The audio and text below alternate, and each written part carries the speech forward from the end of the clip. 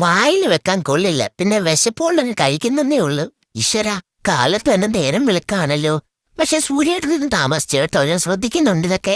ഫോണും പിടിച്ചോണ്ടിങ്ങനെ നടന്നേട്ടോ. ഈ മുറ്റം ഒന്നും തൂക്കല്ലേ, നോക്ക ഇവിടെ മൊത്തം കരിയിലയാ.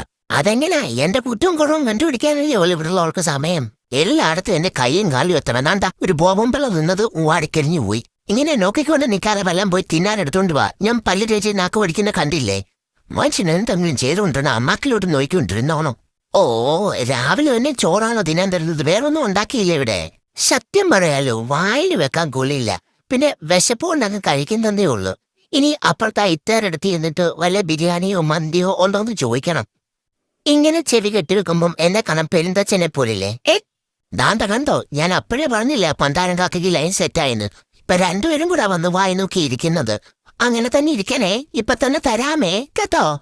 ഇന്നും വയറിളകുന്ന കാര്യം ഉറപ്പായി.